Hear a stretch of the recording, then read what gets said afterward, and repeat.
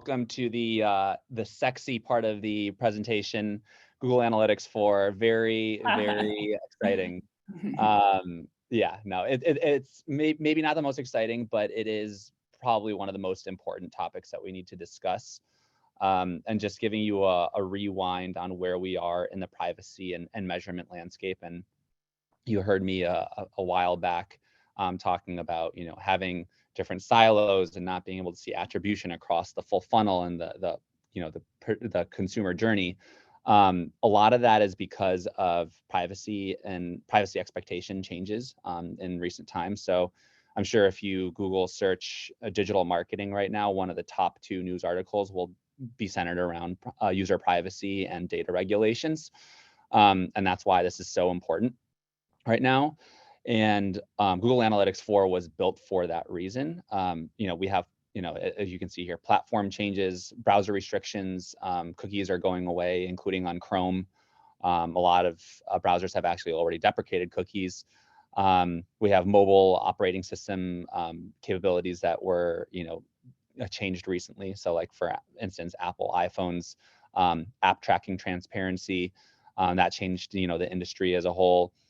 Regulations within the government. So obviously, like Europe has their own set of regulations. The US, we have our own regulations starting to roll out. I know California has their own.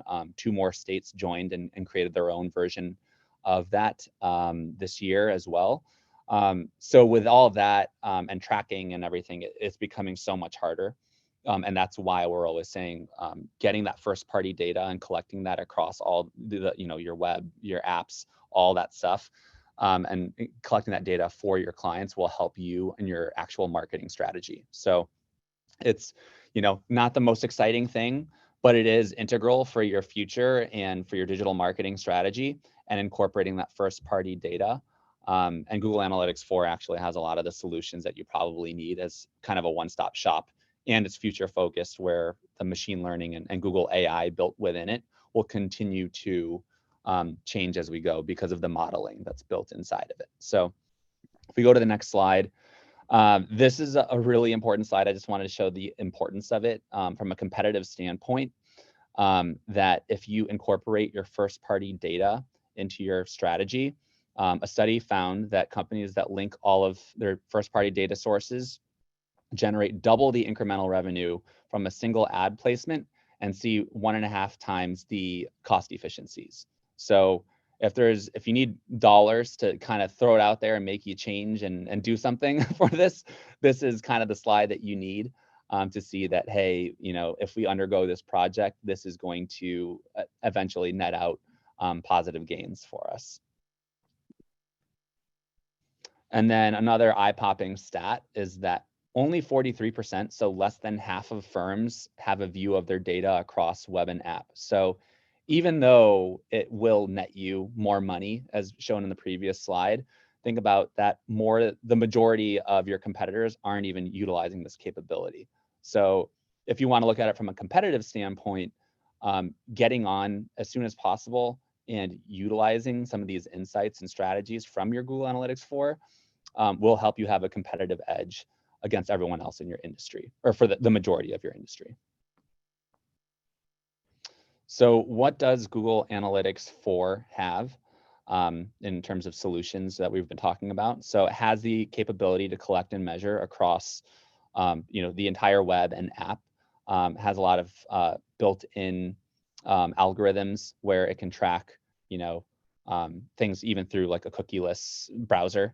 We can not necessarily unique identifiers to because we have to make sure that it's built in a privacy safe manner, but we do have modeling built in to make sure that we're collecting data and we can find out where are your most high value customers, and also deduping a lot of these customers as well, because we don't want to have duplicative data and give bad data quality to misinform your marketing decisions. What this also does, what this also does is it gives you the ability to analyze insights. So as I said, Google AI is built into it. And I think something that would destroy me as a person is if I had to look through a bunch of raw data and find trends. It's not my cup of tea. But luckily, Google Analytics 4 has a capability to provide those insights for you in an automated fashion. And that's all eye-popping stat there on the bottom is that 56% of marketers believe that analytics tools don't surface insights easily. So if you think that it's very cumbersome of a task, or you don't have a person that's, built specifically to provide those insights for you, don't worry, it's already built into the tool. Google AI will do that for you. And then it's also just a great way to integrate your data. It's like a one central platform where you can house all of your data, and then you can kind of also activate on insights, use that data and all those different insights, and seamlessly use it across all of the different platforms that you're advertising on. So from a selfish standpoint, you can integrate with Google Ads very easily. But if we're looking at it just in general, in your digital marketing strategy, you can get a lot of insights that you can apply to various other platforms that you're also using in your strategies.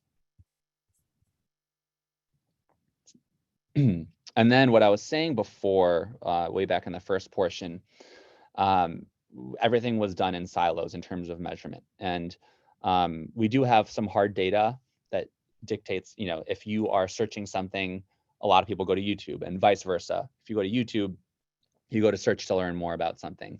And it was very hard. It still is very hard to showcase the correlation between the two, because attribution is very hard.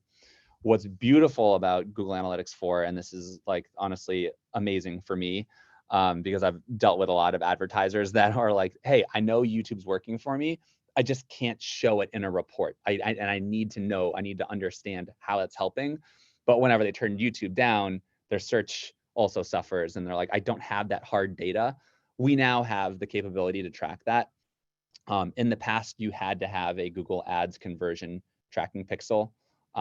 Now you don't need to do that, because if, say, you were using universal analytics or some other method, the only way that you could get that conversion and track that through the journey is if someone actually clicked on a YouTube ad. I'm guilty of not actually clicking on YouTube ads, and I'm sure a lot of you are as well. But that doesn't, it doesn't dilute the fact that YouTube helps me make decisions when I'm, trying to buy something or doing, research something. So what we can do now with Google Analytics 4 is we can track, we call them engaged conversions, where someone watches an ad on YouTube for 10 or more seconds, and then within 3 days, they go to purchase, or they go to submit their information on your website. That can be tracked now as an engaged conversion. So you can actually show the correlation between watching something and then submitting and doing a conversion in another area, versus someone just only clicking through a YouTube ad, which, realistically is very, not very rare, but it's not as common as you would believe. So why upgrade to Google Analytics 4 now? It is the future of analytics. I know we've talked about, why it's so important with a cookieless future and the different privacy regulations that are coming up. We did build this measurement tool with the intent of adhering to privacy laws and making sure that we're doing it in the right way.